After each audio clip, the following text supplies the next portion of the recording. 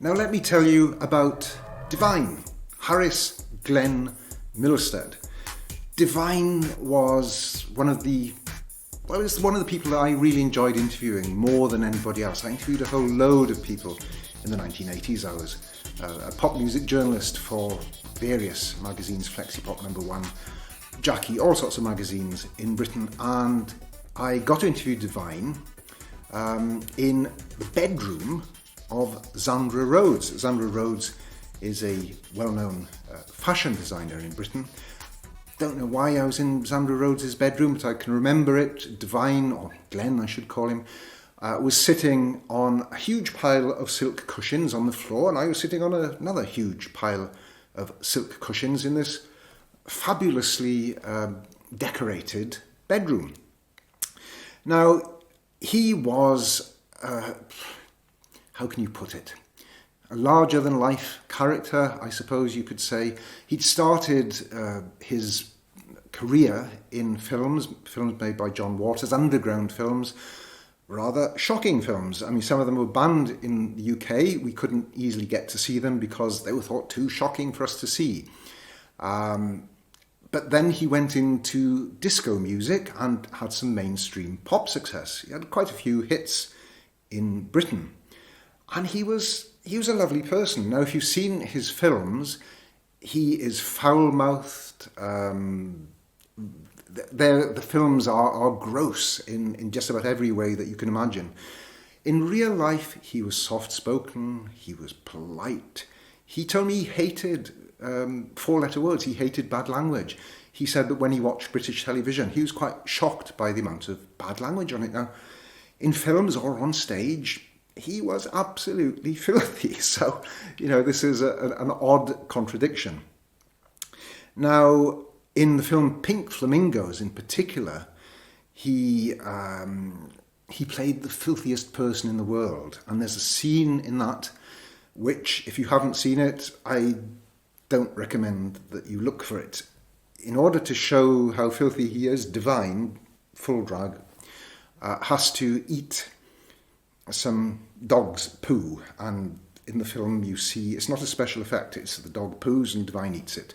Now, I asked Divine about that because, as I say, in real life he was nothing like that. So if you listen carefully, this is what he told me. The audio, it was recorded on my little cassette recorder. The audio is not very good, but listen carefully, and this is Divine talking about the famous dog poo incident. The hardest thing to live down or to live up to, I haven't figured out which is which yet. But I wanted to be famous, and it was what we call in America a publicity stunt. And one that worked in our favor, thank God, because it could have backfired on us completely. But it's something I would never repeat again. Yeah. So it wasn't my idea of a good time. I mean, I put it in my mouth, and no sooner was it in there than I spit it out. Yeah. I often tell people it tastes like shit, so I spit it out. But people say, what did it taste like? And I really couldn't tell you. It was very quick. Yeah. And like I said, I wasn't enjoying it, so I really couldn't get into it to savor the flavor, reach around my mouth a couple times. Now, poor old Glenn, poor old Divine, died at the age of 42. He was starting to get, acting parts in proper mainstream films by that time.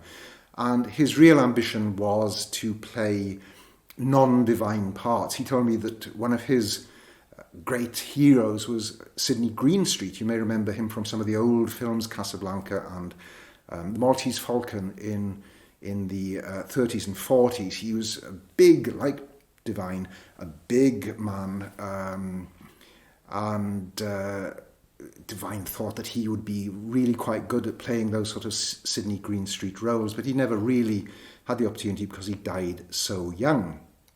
Now, I asked him what it sounds a bit gruesome looking back on it. I didn't know that he was going to die when I spoke to him. He was full of life. But I did, in the course of this interview, ask him how he'd like to be remembered, what he would have on his gravestone. And again, if you listen in, this is what he said. That above all, I tried to be a good person, and I think that I am and have been, and I made people laugh, because I love to make people laugh. But that's my whole thing, really. people think it's being shocking or outrageous or whatever. Like I told someone else on the phone, all I have to do is stand on stage and people write that I'm outrageous. So I don't have to do anything actually to people say that. But I would like to be remembered as a kind person, a good person, a funny person. Now here is his actual gravestone. And because he's such a cult figure, lots of people go to visit it. And as you can see, they tend to write quite a lot of graffiti on it.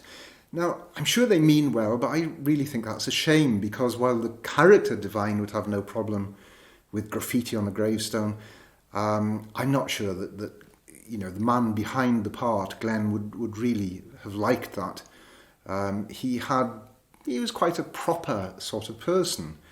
And yeah, well, anyway, he's remembered. That's, I suppose, the important thing. He's brought a lot of pleasure into people's lives, and they still remember him. So all I can say is, wherever you are, Glenn, Divine, R.I.P. And, I still have very, very fond memories of when I interviewed him. He was such a lovely person.